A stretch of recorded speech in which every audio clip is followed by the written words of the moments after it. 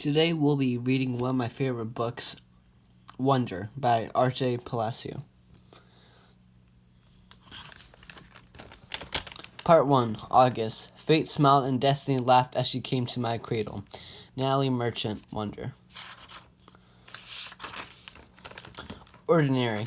I know I'm not an ordinary 10-year-old kid. I mean, sure, I do ordinary things. I eat ice cream, I ride my bike, I play ball, I have an Xbox. Stuff like that makes me ordinary, I guess.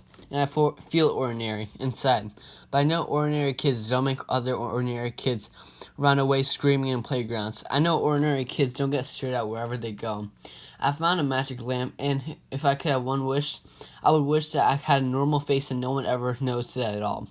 I would wish that I could walk down the street without people seeing me and then doing that look away thing. Here's what I think. The only reason I'm not an ordinary is that no one else sees me that way. But I'm kind of used to how I look by now. I know how to pretend I don't see the faces people make. We all got pretty good at that sort of thing. Me, Mom, and Dad, Via. Actually, I take that back. Via's not so good at it. She can get really annoyed when people do something rude. Like, for instance, one time in the playground, some older kids made some noises. I don't even know what the noises were exactly because I didn't hear them myself. But Via heard and she just started yelling at the kids. That's the way she is. I'm not that way. Via doesn't see me as ordinary. She says she does, but if I were more ordinary, she wouldn't feel like she needs to protect me as much. And Mom and Dad don't see me ordinary either. They see me as extraordinary. I think the only person in the world who realizes how ordinary I am is me. My name is August, by the way. I want to describe what I look like. Whatever you're thinking, it's probably worse. Why I didn't go to school. Next week I start 5th grade. Since I've never been to a real school before, I'm pretty much totally and completely petrified. People think I haven't gone to school because of the way I look, but it's not that. It's because of all the surgeries I have. 27 since I was born. The bigger ones happened before I was even 4 years old, so I don't remember those. But I've had 2 or 3 surgeries every year since then. Some big, some small, because I'm little for my age and I have some other medical mysteries that doctors haven't never really figured out. I used to get sick a lot. That's why my parents decided it was better if I didn't go to school. I'm much stronger though. The last surgery I had was 8 months ago, and I probably won't have to have any more for a couple of years. Mom homeschools me. She used to be a children's book illustrator. She draws really great fairies and mermaids. Her boy stuff isn't so hot though. She once tried to draw me a Darth Vader, but ended up looking some weird mushroom-shaped robot. I haven't seen her draw anything in a long time. I think she's too busy taking care of me and Via. I can't say I always wanted to go to school because that wouldn't be exactly true. What I wanted was to go to school, but only if I could be like every other kid going to school. Have lots of friends and hang out after school and stuff like that. I have a few really good friends now. Christopher is my best friend, followed by Zachary and Alex. We've known each other since we were babies, and since they've always known me the way I am, they're used to me. When we were little, we used to have playdates all the time, but then Christopher moved to Bridgeport in Connecticut. That's more than an hour away from where I live in North River Heights, which is the top tip of Manhattan.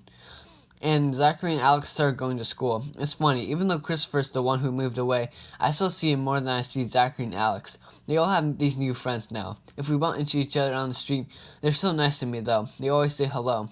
I have other friends too, but not as good as Christopher and Zach and Alex were. For instance, Alex always invited me to their birthday parties when we were little, but Joel and Eamon and Gabe never did. Emma invited me once, but I haven't seen her in a long time. And of course, I always go to Christopher's birthday, maybe because I'm making too big a deal about birthday parties.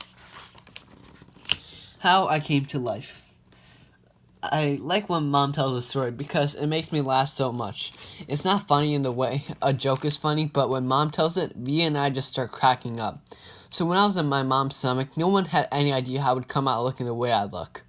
Mom had Via 4 years before, and that had been such a walk in the park. Mom's expression that there was no reason to run any special tests. About 2 months ago, before I was born, the doctors realized that something was wrong with my face, but they didn't think it was going to be bad. They told Mom and Dad I had a cleft palate and some other stuff going on. They called it small anomalies. There were 2 nurses in the delivery room that night I was born. One was very nice and sweet. The other one, Mom said, didn't seem to be at all nice or sweet. She had big arms and, here comes the funny part, she kept farting. Like, she'd bring Mom some ice chips and then fart. She'd check Mom's blood pressure and then fart. Mom says it was unbelievable because the nurse never even said excuse me. Meanwhile, Mom's regular doctor wasn't on duty that night, so Mom got stuck with this cranky kid doctor she and Dad named Doogie after some TV show or something. They didn't actually call him that to his face. But Mom says that even though everyone in the room was kind of grumpy, Dad kept making her laugh all night long. When it came out of Mom's stomach, the whole room got really quiet. Mom didn't even get the chance to look at me because a nice nurse immediately rushed me out of the room. Dad was in such a hurry to follow her that he dropped the video camera, which broke into a million pieces. And then Mom got very upset and tried to get out of the bed to see what they were doing, but the firing nurse put her very big arms on Mom to keep her down in the bed. They were practically fighting because Mom was hysterical and the firing nurse was yelling at her to stay calm, and they both started screaming for the doctor. But guess what? He had fainted, right on the floor. So when the firing nurse saw that he had fainted, she started pushing him with her foot to get him to wake up, yelling at him the whole time. What kind of doctor are you? What kind of doctor are you? Get up, get up. And then all of a sudden she let out the biggest, loudest, smelliest fart in the history of farts. Mom thinks it was actually the fart that finally woke the doctor up. Anyway, when Mom tells the story, she acts all the parts, including the farting noises, and it is so funny.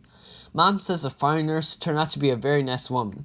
She stayed with Mom the whole time, didn't leave her side even after Dad came back, and the doctors told them how sick I was. Mom remembers exactly when the nurse whispered in her ear and when the doctor told her I probably wouldn't live through the night. Everyone born in God overcome the world. And the next day, after I lived through the night, it was the nurse who held Mom's hand when they brought her to meet me for the first time. Mom says by then they had told her all about me. She had been preparing herself for the seeing of me, but she said that when she looked down into my tiny mushed up face for the first time, all she could see was how pretty my eyes were. Mom is beautiful, by the way, and Dad is handsome. Via is pretty, in case you were wondering. Christopher's house. I was really bummed when Christopher moved away 3 years ago. We were both 7 then. We used to spend hours playing with our Star Wars action figures and dueling with our lightsabers. I miss that. Last spring we drove over to Christopher's house in Bridgeport. Me and Christopher were looking for snacks in the kitchen, and I heard Mom talking to Liza, Christopher's mom, about my going to school in the fall. I had never ever heard her mention school before. What are you talking about? I said. Mom looked surprised, like she hadn't meant for me to hear that. You should tell him what you've been thinking, Isabel, Dad said. He was on the other side of the living room talking to Christopher's dad. We should talk about this later, said Mom. No, I want to know what you were talking about, I answered. Don't you think you're ready for school, Aki? Mom said. No. I said. I don't either, said Dad. And then that's it. Case closed, I said, shrugging, and I sat in her lap like I was a baby. I just think you need to learn more than I can teach you, Mom said. I mean, come on, Aki, you know how bad I am at fractions. What school? I said. I already felt like crying. Beecher Prep, right by us. Wow, that's a great school, Aki, said Liza, patting my knee. Why not via school? I said. That's too big, Mom answered. I don't think that would be a good fit for you. I don't want to, I said. I admit, I made my voice sound like a little babyish. You don't have to go to anything you don't want to do, Dad said, coming over and lifting me out of Mom's lap. He carried me over to sit on his lap and on the other side of the sofa. We won't make you do anything that you don't want to do. But it would be good for him, Nate, Mom said. Not if he doesn't want to, answered Dad, looking at me. Not if he's ready. I saw Mom look at Liza, who reached over and squeezed her hand. You guys will figure it out, she said to Mom. You always have. Let's talk about it later, said Mom. I could tell she and Dad were about to get into a fight about it. I wanted Dad to win the fight, though a part of me knew Mom was right, and the truth is, she was really terrible at fractions. Driving. It was a long drive home. I fell asleep in the backseat like I always do, my head on Via's lap like she was my pillow, a towel wrapped around the seatbelt so I wouldn't drool all over her. Via fell asleep too, and Mom and Dad talked quietly about grown-up things that I didn't care about. I didn't know how long I was sleeping, but when I woke up, there was a full moon outside the car window. It was a purple night, and we were driving on a highway full of cars. And then I heard Mom and Dad talking about me. "We can't keep protecting him," Mom whispered to Dad, who was driving. "We can't just pretend he's going to wake up tomorrow, and this isn't going to be his reality, because it is, Nate, and we have to help him to learn to deal with it. We can't just keep avoiding situations that. So sending him off to middle school like a lamb to a slaughter," Dad answered angrily, but he didn't even finish the sentence because he saw me in the mirror looking up. "What's a lamb to a slaughter?" I asked sleepily. "Go back to sleep, Augie," Dad said softly. "Everyone will stare at me at school," I said, suddenly crying. "Honey," Mom said. She turned around in the front seat and put her hand on my hand. "You know, if you don't want to do this, you don't have to. But we spoke to the principal there and told him about you, and he really wants to meet you." "What did you tell him about me?" "How funny you are and how kind and smart. When I told him you read Dragon Rider when you were 6, he was like, 'Wow, I have to meet this kid.'"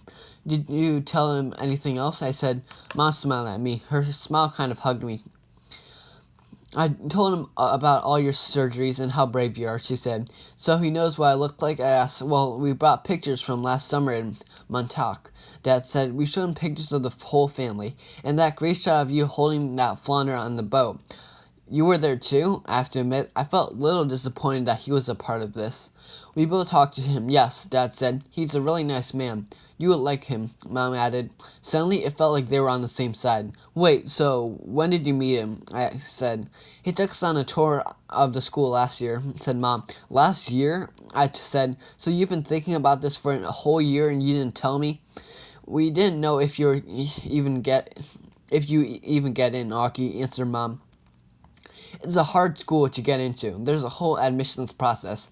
I didn't see the point of telling you and having you get all worked up about it unnecessarily. But you're right, Augie. We should have told you when we found out last month when you got in," said Dad. "In hindsight," sighed Mom. "Yes, I guess. Did the lady who came to the house that time have something to do with this?" I said. "The one that gave me a test?" "Yes, actually," said Mom, looking guilty. "Yes." "You told me it was an IQ test," I said. "I know, well, that was a white lie," she answered. "It was a test you need to take to get into the school. You did very well on it, by the way." "So you lied," I said. "A white lie, but yes, sorry," she said, trying to smile, but when I didn't smile back, she turned around in the seat and faced forward. "What's the lamb to the slaughter?" I said. Mom sighed and gave Daddy a look. "I shouldn't have said that," Dad said, looking at me in the rearview mirror. "It's not true. Here's the thing. Mommy and I love you so much, we want to protect you any way we can. It's just sometimes we want to do it in different ways." "I don't want to go to school," I answered, folding my arms. "It would be good for you, Augie," said Mom. "Maybe I'll go next year," I answered, looking out of the window. "This year will be better, Augie," said Mom. "You know why? Because you're going to 5th grade. That's the first year of middle school, for everyone. You won't be the only new kid." "I'll be the only new kid who looks like me," I said. "I'm not going to say it won't be a big challenge for you, because you know better than that," she answered. "But it'll be good for you, Augie. You'll make lots of friends, and you'll learn things you'll never learn with me." She turned into her seat again and looked at me. "When we took the tour, you know when they had in their science lab a little baby chick that was just hatching out of its egg. It was so cute. Augie, it actually reminded me of you when you were a little baby, with those big brown eyes of yours. I usually love when they talk about when I was a baby. Sometimes I want to curl up into a tiny little ball and let them hug me and kiss me all over. I miss being a baby, not knowing stuff, but I wasn't in the mood for that now. "I don't want to go," I said. "How about this? Can you at least meet with Mr. Tushman before making up your mind?" Mom asked. "Mr. Tushman," I said. "He's the principal," answered Mom. "Mr. Tushman," I repeated. "I know, right, Dad," answered, smiling and looking at me in the rearview mirror. "Can you believe that name, Augie? I mean, who on earth would ever agree to have a name like Mr. Tushman?" I smiled even though I didn't want to let them to see me smile. Dad was the only person in the world who could make me laugh no matter how much I didn't want to laugh. Dad always made everyone laugh. "Augie, you know you should go to school and just so you can hear his name." And over the loudspeaker, Dad said excitedly, "Can you imagine how funny that would be? Hello, packing Mr. Tushman." He was using a fake high old lady voice. "Hi, Mr. Tushman. I see you're running a little behind today. Did your car get rear-ended again?" What a bum rap. I started laughing, not even because I thought he was being that funny, but because I wasn't in the mood to say bad anymore. "It could be worse, though," Dad continued in his normal voice. Mommy and I had a professor in college called Miss Butt. Mom was laughing now, too. Is that for real? I asked, said Roberta Butt. Mom answered, raising her hand as if to swear. Bobby Butt. She had huge cheeks, said Dad. Nate, said Mom. What? She had big cheeks is all I'm saying. Mom laughed and shook her head at the same time. Hey, I know, said Dad excitedly. Let's fit them up on a blind date. Can you imagine Miss Butt meet Mr. Tushman? Mr. Tushman, here's Miss Butt. They could get married and have a bunch of little tushies. Poor Mr. Tushman, answered Mom, shaking her head. Aug hasn't even met that man yet, Nate. Who's Mr. Tushman? Via said groggily. She had just woken up. He's the principal of my new school, I answered.